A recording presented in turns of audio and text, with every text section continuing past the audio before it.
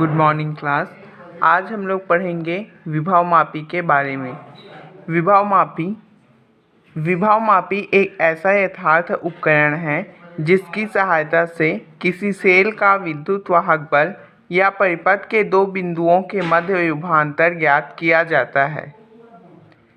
विभव मापी क्या है? तो यह एक ऐसा यथार्थ उपकरण है जिसकी सहायता से किसी सेल का विद्युत वाहक बल या परिपथ के दो बिंदुओं के मध्य विभवांतर ज्ञात किया जाता है। पिछले क्लास में हमने क्या है सेल के बारे में पढ़ा था। अब उस सेल का जो विद्युत वाहक बल होता है उसकी गणना के लिए तथा किन्हीं भी दो बिंदुओं के मध्य क्या है विभवांतर ज्ञात करने के लिए विभव मापी उपकरण का प्रयोग किया जाता है। विभव मापी नाम से ही स्पष्ट है, विभव का मापने वाला। अब देखते हैं इसकी रचना। यहाँ देखिए चित्र में विभव मापी को क्या है प्रदर्शित किया गया है। इसमें लकड़ी का एक समतल तख्ता होता है जिसके ऊपर 1 मीटर लंबे 4 या 10 तार जो मैग्नीन या कांस्टेंट के बने होते हैं एक दूसरे के समांतर लगे होते हैं। यहाँ देखिए ए से लेके बी तक एक तार है जो आपस में क्या है ये लपेटाए हुए हैं। यहाँ देखिए एक दूसरे के समांतर इस प्रकार से ये लगा हुआ है। देखिए ए से लेके बी एक ही तार है जो 1 मीटर है, लेकिन इससे क्या है यहाँ से यहाँ वापस राउंड किया गया है, घुमावदारी से संयोजित किया गया है। ठीक एक दूसरे के समांतर लगे हुए हैं तथा वे तांबे की मोटी पत्तियों के द्वारा श्रेणी क्रम में आपस में जुड़े होते हैं। इस प्रकार विभवांतर के तार की लंबाई 6 मीटर या 10 मीटर हो जाती है। इस तार का व्यास सर्वत्र एक समान होता है। तार के स्वतंत्र सिरे ए और बी पर दो संयोजक पिंच लगे हुए होते हैं। इसमें क्या बताया गया है पहले पैराग्राफ में कि इसमें लकड़ी का एक समतल तख्ता है जिसमें क्या है 1 मीटर लंबे 1 मीटर लंबे 4 से 10 मैग्नीन के एक यहाँ से यहाँ तक 1 मीटर है और ये मैग्नीन अथवा कांस्टेंट का तार है ए बी, और ये आपस में क्या है मोटी पत्तियों द्वारा श्रेणी क्रम में जुड़े होते हैं, अर्थात एक ही वायर रहता है और ये समांतर लगे हुए होते हैं। तार का व्यास जो है सर्वत्र एक समान होता है। यहाँ देखिए जे एक जॉकी है, विस्पर्शी कुंची या जॉकी कहते हैं, जिसे तार के अनुगत क्या है खिसकाया जा सकता है। जिसे तार के अनुगत ये जॉकी इस प्रकार से लगा है तो इसे क्या है हम लोग तार के अनुगत क्या है ऐसे खिसका सकते हैं। इसमें अनेक बटन लगे होते हैं। यहाँ देखिए ये ब्लैक कलर का डॉट दिखाई दे रहा है, वो क्या है इस जॉकी में लगे हुए अनेक बटन हैं जिसे दबाकर जॉकी जे का संबंध किसी भी तार से क्या है किया जा सकता है। जॉकी की स्थिति तार के समांतर लगे पैमाने इस द्वारा पढ़ी जा सकती है। ये क्या है एक पैमाना है, तो इसकी स्थिति जॉकी कहाँ पे है उसकी स्थिति को क्या है तार के समांतर एक पैमाना ये इस पट्टी स्केल लगा हुआ है जिसके द्वारा क्या है पढ़ी जा सकती है। सामान्यतः जॉकी जे की एक टांग, इसकी एक टांग क्या है पीतल की दो पत्ती के पी के संपर्क में लगी रहती है। इस पत्ती के सिरे पर भी क्या है संयोजक पिंच यहाँ देखिए लगा हुआ होता है जिससे जॉकी को विद्युत परिपथ में जोड़ा जा सके।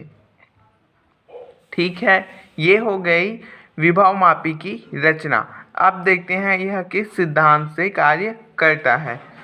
तो मान लो ए और बी विभव मापी का एक तार है जिसकी लंबाई क्या है एल है। इसके साथ श्रेणी क्रम में संचायक सेल सी, यहाँ देखिए उसका चित्र दिया गया है।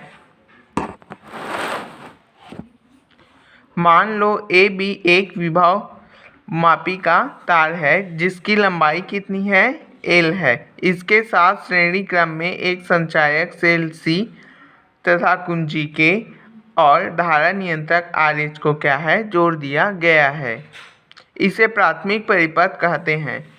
प्राथमिक परिपथ को मुख्य परिपथ भी कहते हैं। कुंजी K के प्लग को लगाने पर तार AB में क्या है, विद्युत धारा प्रवाहित होने लगती है, जिससे तार AB के सिरे A और B के मध्य क्या है, विभवांतर उत्पन्न हो जाता है। A का संबंध क्या है, बैटरी के धन सिरे से अर्थात इलेक्ट्रोड से तथा B का संबंध बैटरी के ऋण सिरे से अर्थात कैथोड से होता है। A का विभव B के विभव से अधिक होता है, क्योंकि यहाँ देखिए A का क्या है, A क्या है, C के अधिक पास में है, अतः इसका विभव अधिक होता है। A का विभव B के विभव से अधिक होता है। इस प्रकार तार AB के अनुदिश प्रत्येक बिंदु पर विभव का मान गिरता चला जाता है और इस प्रकार जैसे जैसे हम A से B की ओर बढ़ते जाते हैं, विभव का मान क्या है, कम होते चला जाता है, विभव का मान गिरता हुआ जाता है। विभव मापी के तार AB में प्रति एकांक लंबाई में विभव का जो पतन होता है उसे विभव प्रवणता कहते हैं। यहाँ देखिए AB तार में A का प्रतिरोध अधिक होता है, A का विभवांतर अधिक होता है, B का विभवांतर कम होता है। अर्थात जैसे जैसे हम A से B की ओर आगे बढ़ते जाते हैं, विभव में क्या होता है, पतन होने लगता है। तो विभव मापी के तार में प्रति एकांक लंबाई विभव के मान का जो पतन होता है उसे विभव प्रवणता पोटेंशियल ग्रेडियंट कहते हैं। मान लो तार AB की लंबाई L तथा उसके सिरों के बीच विभवांतर V हो, तब विभव प्रवणता के सूत्र से यहाँ देखिए, मान लो तार AB की लंबाई L सेंटीमीटर तथा उसके सिरों के बीच विभवांतर V है, तब विभव प्रवणता ρ = V/L। ये फॉर्मूला हमने पिछले क्लास में पढ़ा था। विभव प्रवणता का मात्रक होता है विभवांतर का मात्रक बटे L का मात्रक। तो विभवांतर का मात्रक क्या होता है, SI मात्रक वोल्ट, और लेंथ का SI मात्रक क्या होता है, सेंटीमीटर। ठीक, यहाँ पे सेंटीमीटर नहीं होगा, यहाँ पे वोल्ट मीटर होना चाहिए। ये L मीटर में नहीं, ये वोल्ट मीटर होगा, इसे देखना पड़ेगा। ठीक,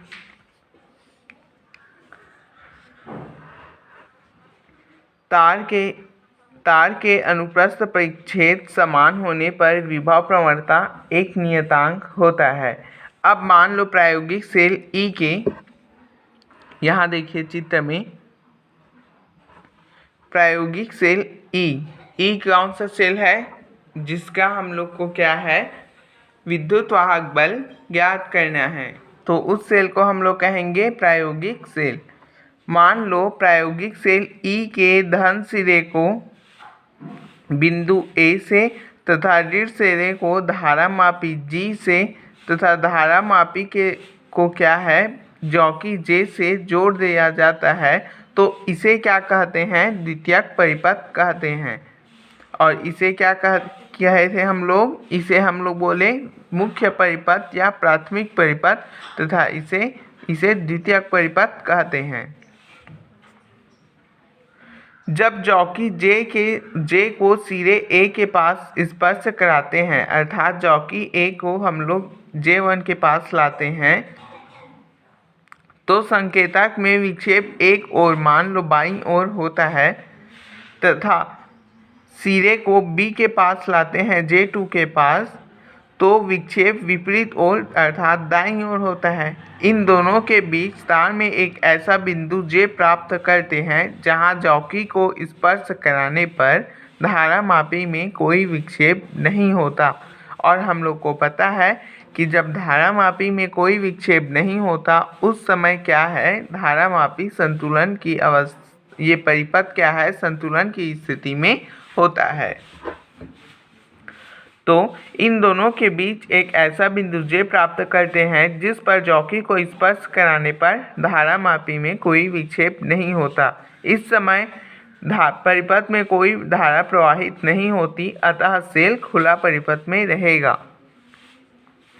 इस बिंदु J को शून्य या अविक्षेप बिंदु अर्थात नल पॉइंट या संतुलन बिंदु भी कहते हैं। इस स्थिति में A और J के बीच विभवांतर सेल के ठीक विद्युत वाहक बल के बराबर होता है।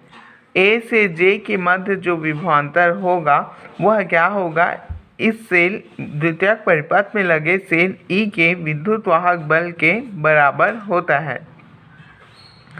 मान लो उच्च विभव सिरा अर्थात बिंदु A जो क्या है, सीसा संचायक सेल C के कैथोड से लगा हुआ है। तो उच्च विभव बिंदु के सिरे A को संतुलन बिंदु J से इन दोनों के बीच की जो दूरी है वह क्या है, स्मॉल l है। तब सेल E का विद्युत वाहक बल A और जॉकी B के बीच विभवांतर क्या होगा, इस सेल का विद्युत वाहक बल होगा।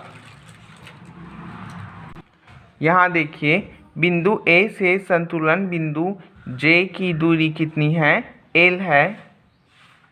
तब सेल E का विद्युत वाहक बल E = A से A और J के बीच क्या है, विभवांतर E = A और J के बीच विभवांतर। तो A और J के बीच विभवांतर ज्ञात करने के लिए अभी हमने पढ़ा है विभव प्रवणता का सूत्र। क्या था विभव प्रवणता का सूत्र? विभव प्रवणता = V/L।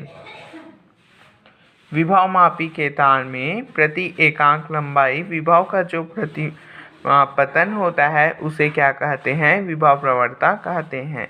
तो यहाँ से हम लोग विभवांतर का मान निकाल सकते हैं। विभवांतर = क्या हो जाएगा, ρL। तो इस वैल्यू को हम लोग यहाँ पे रखेंगे तो ये हो जाएगा सेल का विद्युत वाहक बल E बराबर ये हो जाएगा ρ×L। तो ये हो गया सेल का विद्युत वाहक बल का सूत्र। इस सूत्र में क्या है, अगर विभव प्रवणता का मान ज्ञात हो तथा L का मान अर्थात संतुलन बिंदु ज्ञात हो तो क्या है, सेल का विद्युत वाहक बल हम लोग ज्ञात कर सकते हैं। अब हम लोग देखते हैं विभवमापी की सुग्राहिता अर्थात विभवमापी को किस तरह से सुग्राही बना सकते हैं। अब हम लोग देखते हैं विभवमापी की सुग्राहिता, सेंसिटिविटी ऑफ पोटेंशियोमीटर। तो विभवमापी के प्रयोग में जॉकी को संतुलन बिंदु से थोड़ा सा भी खिसकाने पर यदि धारा में पर्याप्त विक्षेप होता है तो विभवमापी अधिक सुग्राही होता है। विभवमापी की सुग्राहिता विभव प्रवणता पर निर्भर करती है। एक विभवमापी सुग्राही कहलाता है यदि वह अल्प विद्युत वाहक बल या अल्प विभवांतर को भी यथार्थतापूर्वक माप सके, अर्थात विभवमापी कम से कम किसी सेल के कम से कम भी विद्युत वाहक बल अथवा किन्हीं दो बिंदुओं के मध्य अल्प विभवांतर को भी बहुत यथार्थपूर्वक माप सके तो वह विभवमापी उतना ही सुग्राही कहलाता है। मान लो किसी तार की लंबाई L तथा उसके सिरों के बीच विभवांतर V है, तब विभव प्रवणता के सूत्र से हमें पता है ρ = V/L। यदि किसी सेल का विद्युत वाहक बल E के लिए हमें क्या है, विभवमापी के तार में संतुलन बिंदु की लंबाई L हो तो विभवमापी के सिद्धांत से E = ρ/L। तो यहाँ है हम रो का वैल्यू पुट आउट करेंगे तो यहाँ क्या आ जाएगा, यहाँ हम लोग क्या है विभवांतर का मान रखेंगे इस फॉर्मूले से। तो ये आ जाएगा L E/ρ। तो यदि विभवमापी के तार की लंबाई L अधिक हो जाए अर्थात तारों की संख्या अधिक हो तो समीकरण 1 से क्या है, विभव प्रवणता का मान क्या हो जाएगा, कम हो जाएगा। अगर L को हम लोग बढ़ाएंगे तो ये मान क्या हो जाएगा, घट जाएगा, विभव प्रवणता का मान कम हो जाएगा।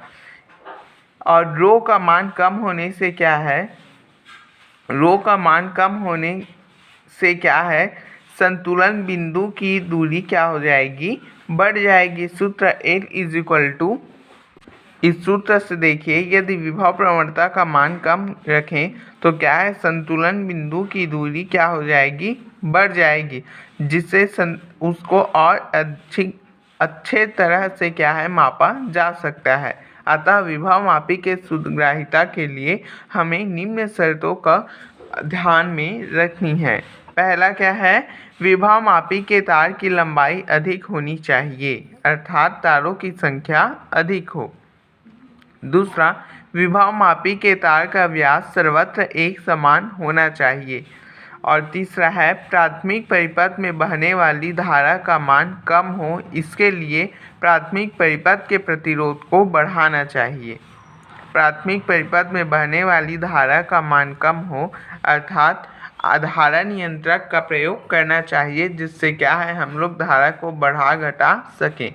अब देखते हैं विभवमापी के उपयोग। तो हमने पढ़ा भी था पिछले डिस्कशन में कि क्या है, विभवमापी का उपयोग नाम से ही स्पष्ट है, विभवमापी अर्थात विभव को मापने वाला। तो इसका पहला उपयोग है, दो सेलों के विद्युत वाहक बलों की इसकी सहायता से तुलना कर सकते हैं। प्राथमिक सेलों का आंतरिक प्रतिरोध ज्ञात कर सकते हैं। अमीटर व वोल्टामीटर का अंशांकन कर सकते हैं। दो प्रतिरोधों की तुलना कर सकते हैं। ताप विद्युत वाहक बल का मान भी ज्ञात कर सकते हैं। विभवमापी का प्रयोग करते समय हमें कुछ बातों का ध्यान रखना आवश्यक है। प्राथमिक परिपथ में लगे सीसा संचायक सेल की जो विद्युत वाहक बल है, उसे द्वितीयक परिपथ में लगे सीसा संचायक सेल के विद्युत वाहक बल से अधिक होना चाहिए। अगर ये कम है, सी सेल का विद्युत वाहक बल यदि कम है तो बिंदु ए बी के मध्य क्या है, संतुलन बिंदु प्राप्त नहीं होगा। और परिपथ में जुड़े हुए समस्त सेलों का धन सिरे को एक बिंदु ए से ही जोड़ना चाहिए, तभी हमें क्या है, संतुलन बिंदु प्राप्त होगा। अब हम लोग देखते हैं विभवमापी की सहायता से क्या है, दो सेलों के विद्युत वाहक बलों की तुलना किस प्रकार किया जाता है। देखो, विभवमापी की सहायता से दो सेलों के विद्युत वाहक बलों की तुलना करना है ना। तो सबसे पहले चित्रानुसार विद्युत परिपथ तैयार कर लेते हैं। अब देखिए, जिन सेलों की हमें विद्युत वाहक बलों की तुलना करनी है, जिन सेलों की हमें विद्युत वाहक बलों की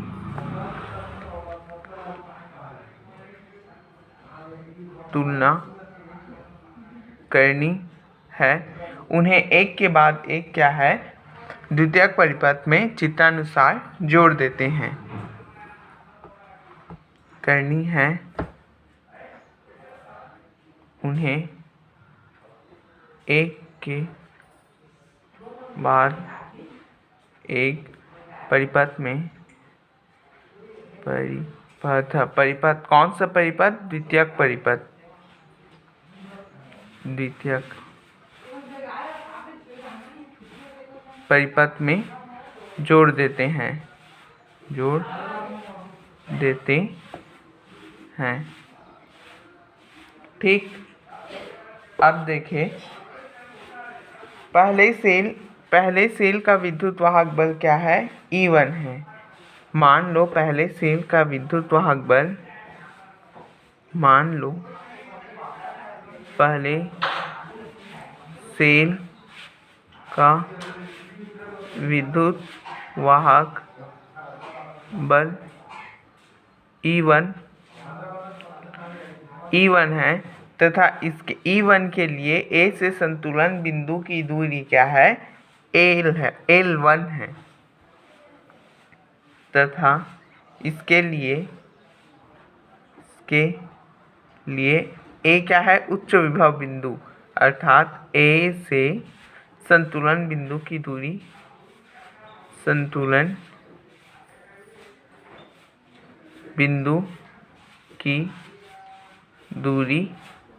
L1 है। तब विभव मापी के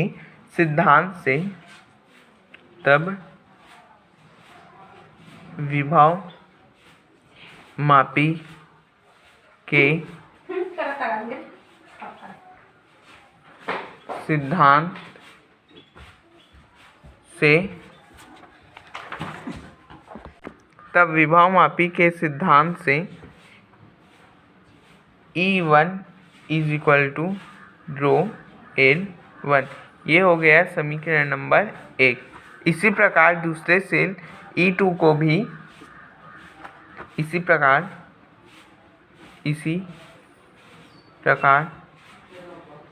दूसरे सेल का विद्युत वाहक बल E2 है तथा A से संतुलन बिंदु की दूरी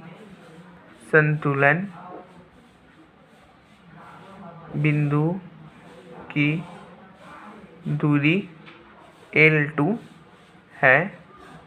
तब विभव मापी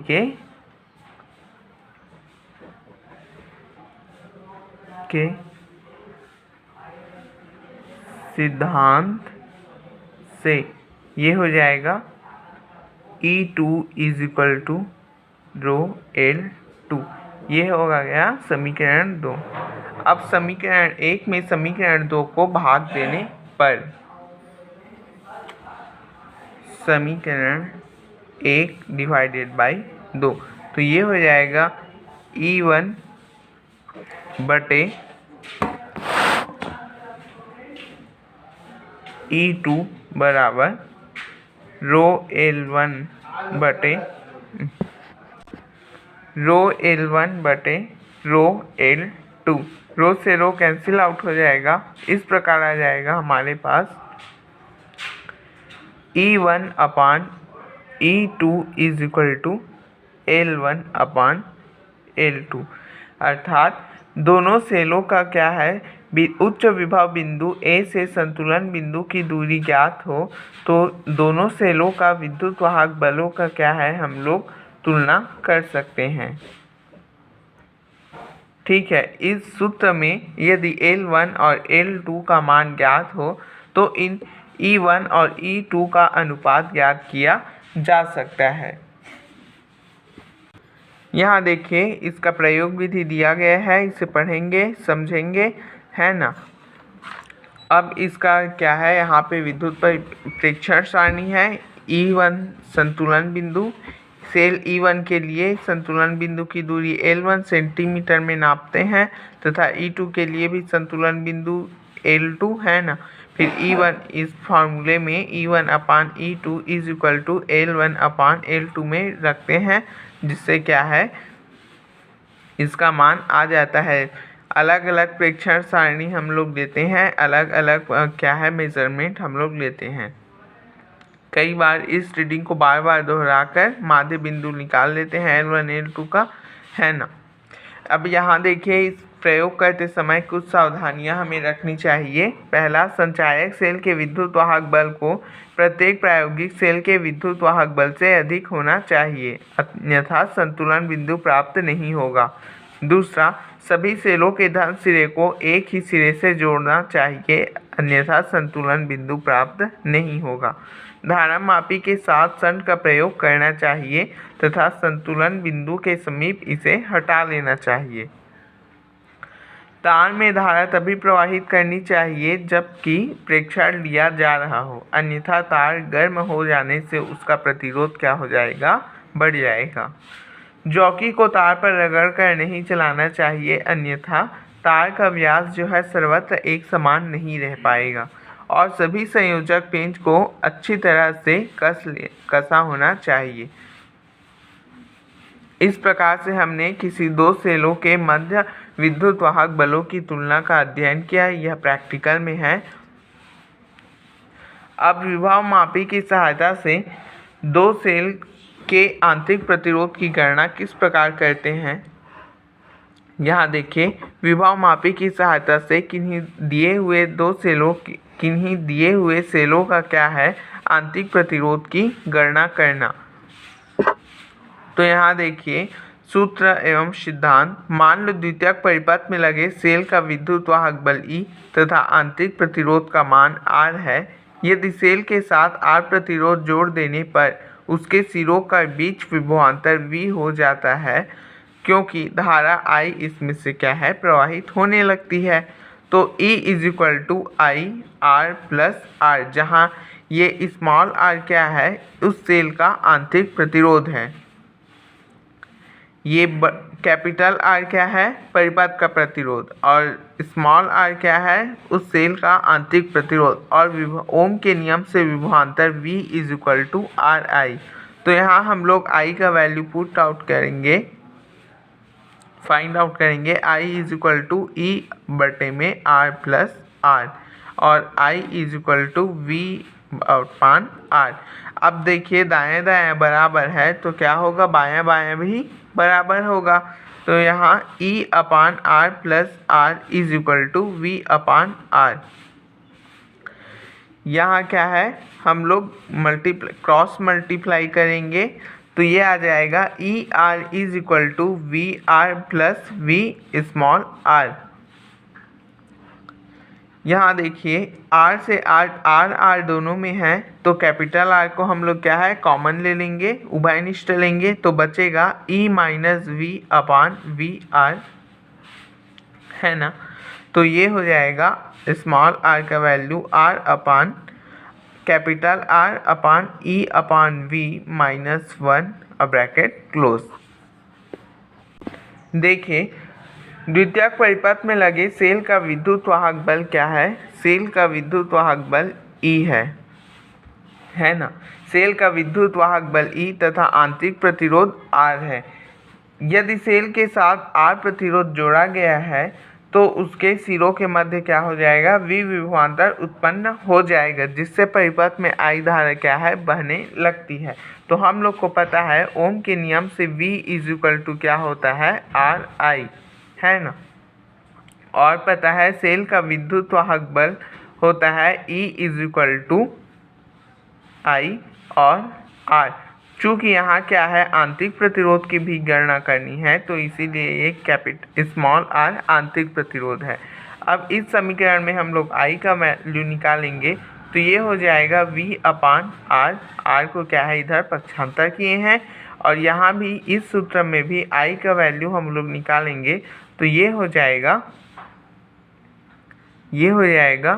E/R प्लस स्मॉल r। तो देखिए समीकरण से 1 मान लेते हैं और इसे समीकरण 2। तो समीकरण 1 और 2 को देखिए, दायां दायां बराबर है तो क्या होगा, बायां बायां भी बराबर होगा। तो ये हो जाएगा E/R प्लस R = V/R। अब क्रॉस मल्टीप्लाई होगा तो ये हो जाएगा ER = VR प्लस VR, है ना।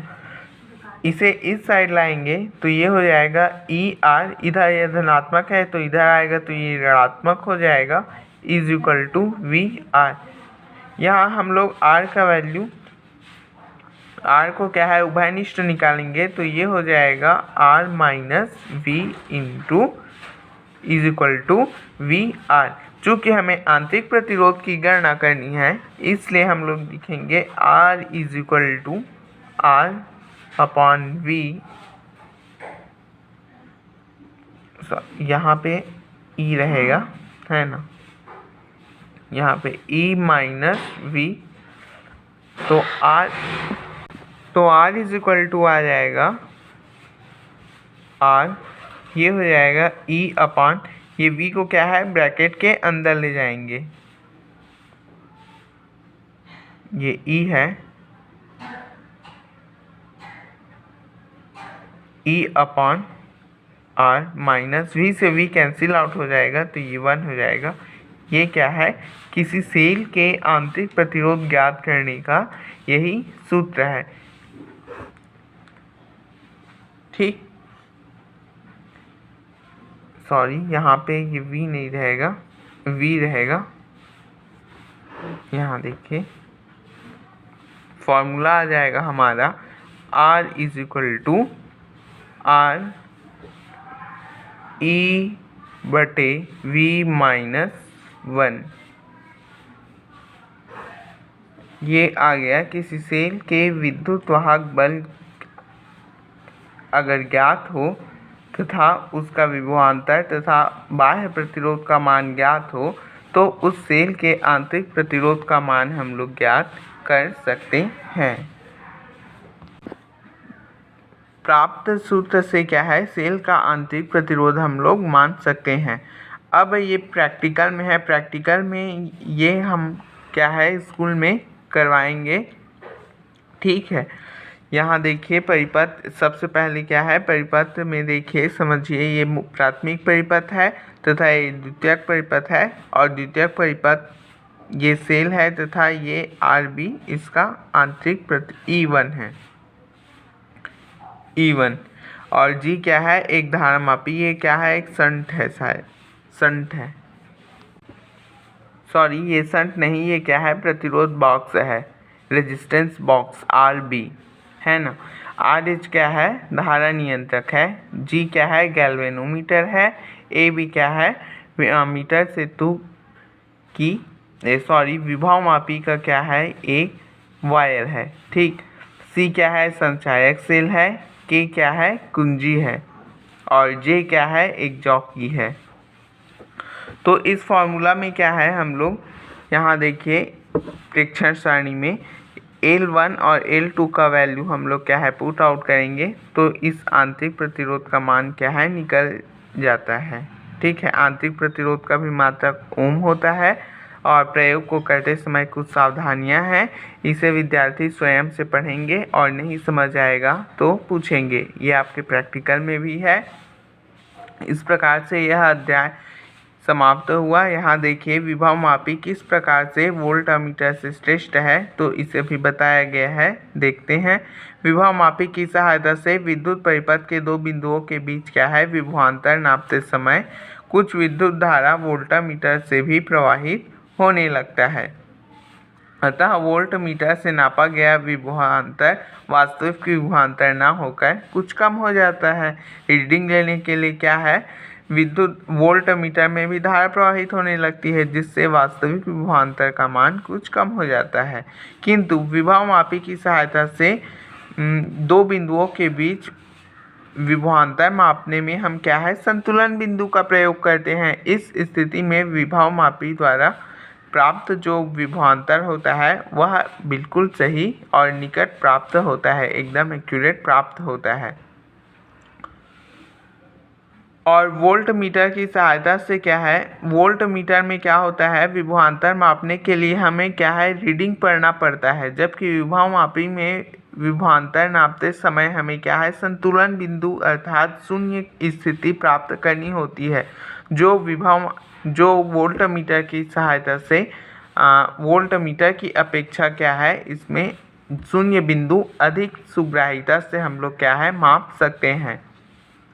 और कभी कभी किसी विद्यार्थियों को क्या है रीडिंग नोट करते समय क्या है कठिनाई होती है कि कैसा उसका रीडिंग ले, तो इस त्रुटि से क्या है पाठ्यांक त्रुटि से क्या है यहाँ बचा जा सकता है। तो इस प्रकार जो विभव मापी में प्राप्त जो विभवांतर होता है वह बिल्कुल सही होता है और यह विभव मापी से एक हिसाब से बहुत श्रेष्ठ होता है। इस प्रकार से यह अध्याय आपका समाप्त होता है। धन्यवाद।